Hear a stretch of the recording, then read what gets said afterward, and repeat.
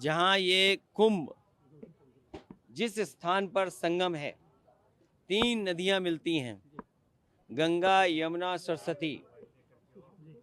हमारी यही कामना है कि सौहार्द, सद्भावना और सहनशीलता बनी रहे। महाकुंभ के आयोजन में ये पौराणिक है कि बिना बुलाए और अपने आप सब लोग आते हैं। अपनी व्यक्तिगत आस्था है उनकी सबकी। आज हमें भी मौका मिला है। मैं आज महाकुंभ में स्नान कर करके जा रहा हूं। मैंने 11 डुबकी लगाई हैं। सर, योगी जी ने कहा यूपी का बंटवारा नहीं होना चाहिए, क्या कहेंगे आप? देखिए, बंटवारे और नकारात्मक राजनीति के लिए जगह नहीं है। आज कुंभ का तो यही संदेश होना चाहिए, सकारात्मक संदेश होना चाहिए। और आज के दिन यही संकल्प हो कि जब कभी भी हमें याद आए कुंभ, तो हमें सौहार्द, सद्भावना और सहनशीलता हमेशा बनी रहे।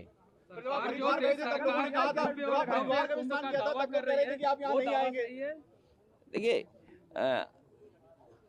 गंगा में स्नान और त्योहारों के दिन स्नान, जिस दिन मैंने वहाँ पर हरिद्वार में स्नान किया था उस दिन भी एक त्यौहार था। बहुत बड़ा त्यौहार है। भारत देश के लोग कोने कोने में अलग अलग नाम से इस त्यौहार में शामिल होते हैं। उस दिन हरिद्वार में स्नान किया था और आज संगम में स्नान करने का मुझे मौका मिला है। योगी जी कह रहे हैं बुलडोजर चलता रहेगा, नहीं रुकेगा बुलडोजर। देखिए, बुलडोजर चले नहीं चले, सरकार कैसे बचेगी? ये बताइए, जब सरकार ही नहीं होगी तो बुलडोजर किसके पास होगा? संकल्प यही है कि सौहार्द बना रहे, सद्भावना बनी रहे, सहनशीलता हो, और जो भी स्नान हो सहनशीलता के साथ स्नान होना चाहिए। ये सरकार के लोगों को कोई स्पोर्ट्स इवेंट नहीं बनाना चाहिए इसको। ये आप जो एक्सपर्ट बुलेटिन जारी करते हैं, अब वो आगे जारी होगा या अब खत्म होगा? आपने आके व्यवस्थाओं को देख लिया है? देखिए, समाजवादी सरकार में भी और पहले भी नेताजी को भी और हम लोगों को भी कुंभ के आयोजन को करने का मौका मिला था।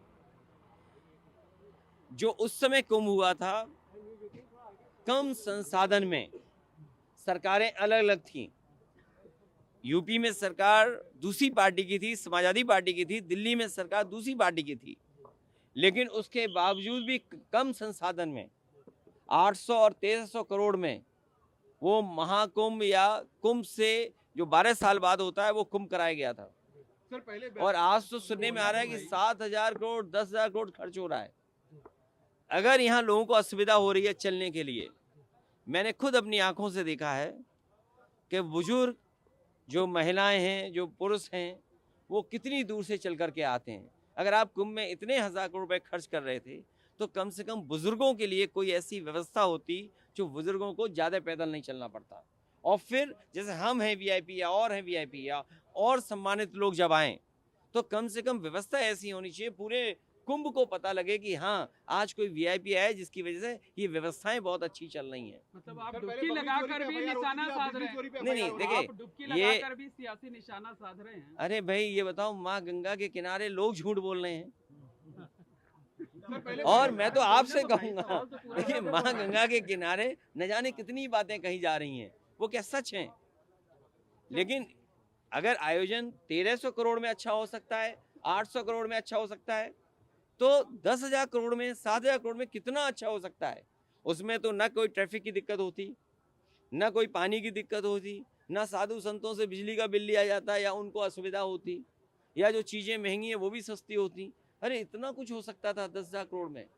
और फिर तो दिल्ली की सरकार भी उनकी है और वो भी अर्थव्यवस्था कहाँ पहुँच रही है, तो 10,000 करोड़ और मांगने चाहिए। हमारी मांग है उत्तर प्रदेश सरकार को दिल्ली सरकार 10,000 करोड़ और रुपए दे, जिससे, हाँ, महाकुंभ के आयोजन के लिए, जिससे यहाँ की ट्रैफिक व्यवस्था अच्छी हो, बुजुर्ग हों, महिलाएं हों, बच्चे हों, उनको बहुत दूर से अपने सर पर, अपने कंधे पर सामान रख करके न लाना पड़े, कोई सुविधा हो जिससे यहीं पर आ जाएं। और साथ ही साथ दिल्ली सरकार जहाँ बजट दे 10,000 करोड़, और वहीं ये जो किला है वो भी उत्तर प्रदेश सरकार को दे दे। सर ट्रैफिक जाम में क्योंकि आपके यहाँ फंसे तो क्या? यहाँ आपके तो ट्रैफिक यहाँ जाम में परंपरा फंसे क्या? ये है कि लोग दान कर करके जाएं। आप- महादानी सम्राट हर्षवर्धन जो हमारा रिटर्न डॉक्यूमेंट है, जहाँ हमें पौराणिक महाकुंभ के बारे में या कुंभ के बारे में जानकारी मिलती है, वो सम्राट हर्षवर्धन से जुड़ी हुई मिलती है। वो यहाँ दान करने आते थे, पुण्य के लिए आते थे। हम भी आज आए हैं, डुबकी लगाए हैं, सौहार्द हो, सद्भावना हो, सहनशीलता बनी रहे, लोगों की खुशहाली हो, जनता का कल्याण हो, हमारा देश तरक्की करे, समाज आगे बढ़े, हमारा गणतंत्र मजबूत हो, लेकिन ये सब चीज़ों को लेकर के यहाँ पर नेताजी की जो मूर्ति लगाई गई है, वहाँ पूजा हो रही है और तमाम संत महात्मा उस पर सवाल उठा रहे हैं। देखिए, नेताजी की प्रतिमा लगाने के लिए मैं बधाई देना चाहता हूँ और सरकार से कहूँगा कि सभी साधु संतों की उतनी ही तस्वीर लगे जितनी सरकार ने अपनी तस्वीर लगाई है। सर बीजेपी ने कहा है, योगी जी ने कहा है कि 2024 में इंडी गठबंधन ने विदेशी पैसों का दुष्प्रचार किया, तभी वो इतनी सीटें पा पाए। समाजवादी पार्टी ने कोई गलत प्रचार नहीं किया। समाजवादी पार्टी ने, और इसीलिए आज 26 जनवरी गणतंत्र दिवस का दिन है, हमारा गणतंत्र मजबूत हो, जनता को सुख समृद्धि और आगे बढ़ने का संकल्प लेकर के जा रहे हैं, ऐसी हमारी कामना है। संविधान का सम्मान हो, आज के दिन ये भी संकल्प लेना है। सर तीर्थ स्थलों का सच सामने आएगा, संभल का भी सच सामने आएगा, योगी जी कह रहे हैं। देखिए, संभल का जब भी सच आएगा तो सरकार के बहुत सारे लोग कटघरे में खड़े होंगे। ये जगह, ये मौका नहीं है जहां पर संभल की चर्चा की जाए। इसीलिए मैंने कहा सौहार्द, सद्भावना और सहनशीलता के लिए हम कामना करते हैं।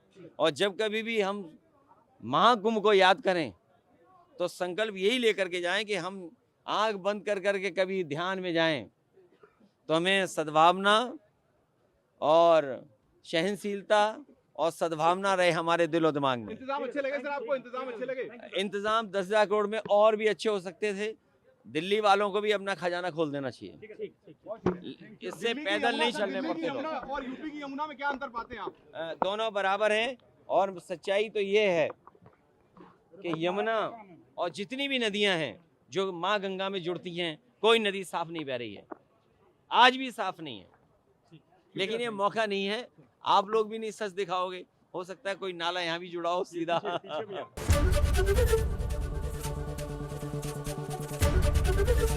एबीपी गंगा, खबर आपकी, जुबान आपकी।